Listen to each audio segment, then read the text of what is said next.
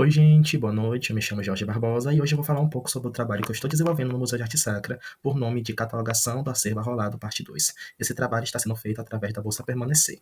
Agora eu quero falar um pouquinho, por que parte 2? Porque é um trabalho que já é anterior a mim, eu estou dando continuidade, é um trabalho que já vinha sendo feito. Antes de falar sobre a pesquisa em si, quero falar um pouco sobre a instituição, que é o Museu de Arte Sacra. O Museu de Arte Sacra da UFBA foi um dos primeiros museus universitários a ser fundado pelo então reitor Edgar Santos no ano de 1959. Esse museu é localizado em um prédio seiscentista e quando se fala em acervo religioso ou arte sacra, ele é um dos principais não só do Brasil, como da América Latina por um todo. Esse prédio, o convento dos Carmelitas Descalços, foi finalizado por volta de 1686, e a igreja, que é um dos seus principais pontos de visitação, foi finalizada em 1697. É um prédio que tem um grande valor histórico e arquitetônico, não só para a Universidade Federal da Bahia, como também para a cidade de Salvador, sendo importantíssima para o seu turismo e colaborando não só o prédio, quanto também o seu acervo histórico, que enriquece bastante a nossa história.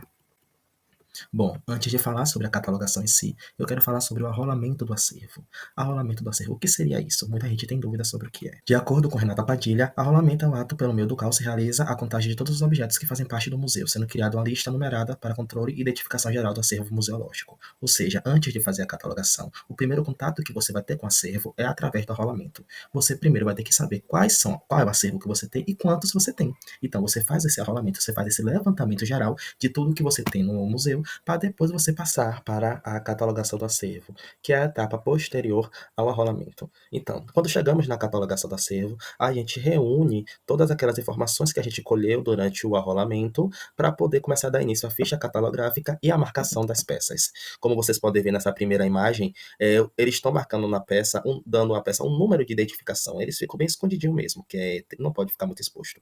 O número de identificação dessa peça que vai ter também na ficha catalográfica. Bom, a partir dessas informações que você colheu no arrolamento, você dá início à criação da ficha catalográfica.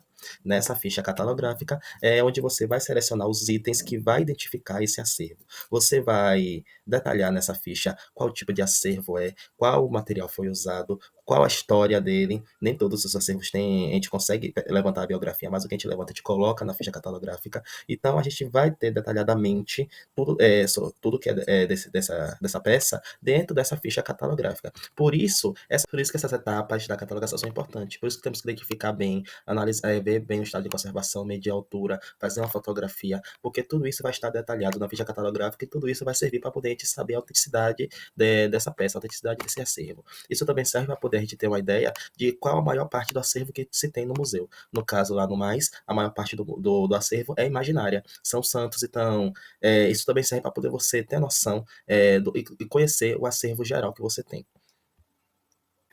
Além dessa catalogação, eu também estou desenvolvendo outros trabalhos dentro do museu, que é de suma importância. Um deles é a higienização do arquivo. O que é essa higienização? A gente tinha um arquivo que estava em péssimas condições de conservação e que estava localizado no subsolo do museu, onde era a antiga copa. Então, esse arquivo estava muito deteriorado, estava lá há muito tempo, já tinha sofrido ações de pragas como cupins, como outros insetos e também a ação do tempo. Então, a primeira coisa que a gente fez foi formar um grupo de trabalho para efetuar essa higienização no qual eu estava no meio, e avaliamos o ambiente que ele estava condicionado, identificamos o tipo de arquivo e fizemos o diagnóstico de conservação. Ou seja, depois que fizemos todas essas etapas, passamos para a higienização do papel. O que é a higienização do papel? É a gente pegar o papel, pegar uma trincha, limpar o papel com muito cuidado, tirar qualquer sujeira que estivesse grudada no papel, para depois a gente fazer essa separação documental por conteúdo do que o papel se trata e fazemos o acondicionamento e o arquivamento adequado, em um local adequado, para esse papel ter mais tempo, né? Não se deteriorar com tanta facilidade. Além da higienização, temos também a pesquisa do acervo documental. É uma pequena parte importantíssima, um trabalho importantíssimo que vem desenvolvendo nesse setor também, porque na verdade eu auxilio mais, né? Mas não deixa de ser um trabalho. Essa pesquisa consiste em quando algum pesquisador de fora ou quando a própria instituição solicita um documento para poder fazer uma investigação, para poder fazer uma pesquisa, temos que ir nos documentos, temos que ir no arquivo, maioria das vezes manualmente, porque nem todos os nossos arquivos estão digitalizados, para poder achar esse documento que possa auxiliar nessa pesquisa ou auxiliar nessa investigação que ou esse pesquisador ou que a própria instituição deseja fazer.